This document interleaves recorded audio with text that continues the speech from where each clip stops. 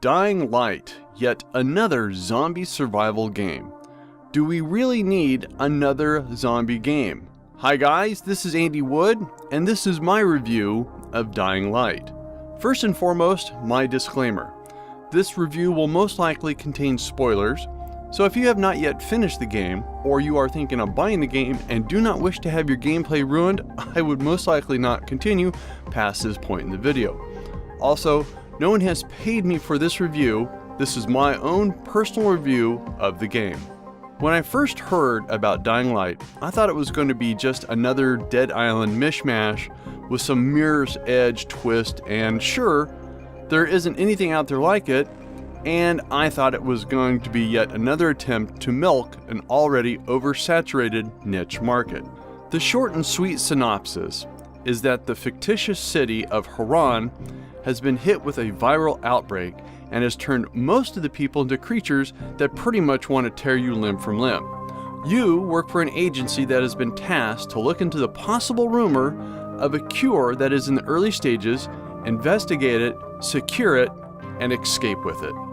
As the story develops, you quickly find out that the city is basically divided into three factions.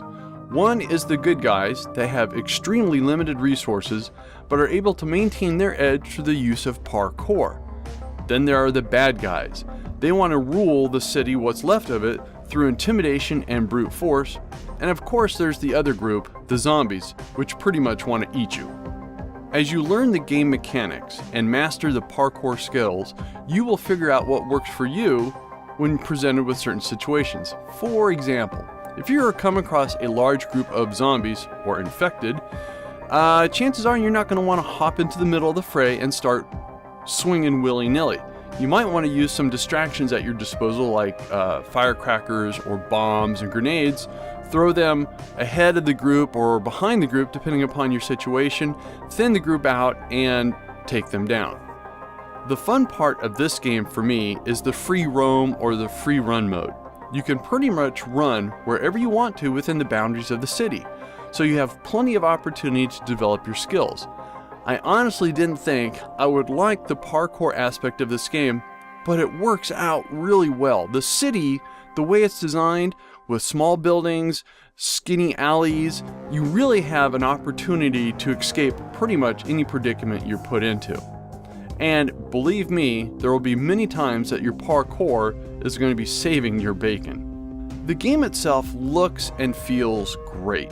What I mean by that is that the city is presented in a way that it looks like it has been going through this zombie infection epidemic for a while. You will find burning vehicles, wrecked buildings, and all that looks really well done, and not just graphically.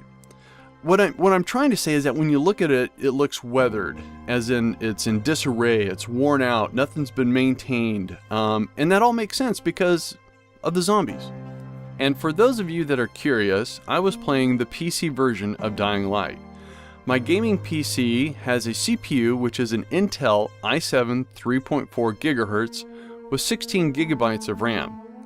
For the graphic processing unit, I am running a NVIDIA GTX 970, which has 4 GB of GDDR5 memory. Throughout the game, I was pretty much able to maintain 60 frames per second through some trial and error by adjusting only two settings in-game, of which was the view distance and the shadows. Your adjustments may vary. In this zombie survival game, the combat focus is pretty heavy on melee. Yes, there are guns, there are grenades, there are bombs and such, but you will quickly realize that making noise in this game is a very bad idea, and as you develop in the game, you will find that melee combat just makes more sense anyways.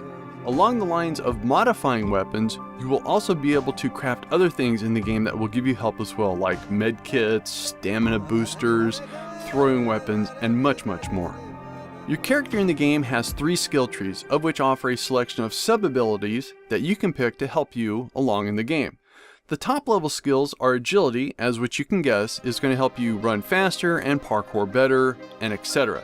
There's also the survival skill, which focuses primarily on making stuff better and faster, And lastly, there's the power skill, which is primarily for your melee ability, allowing you to throw weapons faster, do more damage, and such. While playing the game, I attempted to immerse myself into the character by doing the side quest missions, some of which had little bearing on what was going on, and some had nothing to do with the main story at all. But by doing these side missions, you will be rewarded with blueprints that I think helped. If you decide to just stick to the main story, I think you may struggle some, and you might get frustrated and think that the game isn't fun at all, when in fact I had a lot of fun in Dying Light. The game, I think, is not really intended just to be a gun and run. There are abilities like camouflage that allow you to take a stealth approach too. So the game really does give you the options to play out the story in a variety of ways using different strategies to get the task done. Now, no game is ever going to be perfect. I did run across a few glitches. One of the glitches was as I was in the middle of a fight, I fell through part of the game, but it wasn't a showstopper and I was able to recover just fine, and after logging 50 plus hours in this game, I didn't have a single crash. Something else that is a problem in the game is the main quest. It is fairly bad and feels as if though you're on rails the whole time. Now, that isn't saying that it isn't a good story, but being locked into a scripted dialogue with no options really did the game an injustice, I think. It just didn't make any sense to give you a game that has this free roam ability, so you can pretty much do and run everywhere you want, loot the bad guys, help out random populace as a situation happens, but then feel as if you are strapped in along for the ride when it comes to the main storyline. It just didn't do it for me. Lastly, the combat gets pretty predictable. After you figure out what strategies and tactics you should use against human bad guys and the zombies, with the combination of a few skills that you pick up along the way, as long as you don't get careless, you're pretty much a killing machine in this game. Now, since I started playing the game, there's been the release of some DLC and patches, along with the release of a new hardcore mode. My review of this game is based upon the single player normal campaign, so your results may vary. So in closing, is Dying Light worth it? Is it worth your time? Is it worth your effort? Aside from what I mentioned above, this game was a lot of fun for me. And something I think is going to really add to the replayability is that the developers have allowed the game to be moddable, meaning that the modding community will be able to change aspects of the game. They'll be able to offer new challenges, perhaps enhance certain aspects of gameplay, and even though you may not like or just don't look forward to another zombie type of game, in the end, this was a fun gaming experience for me.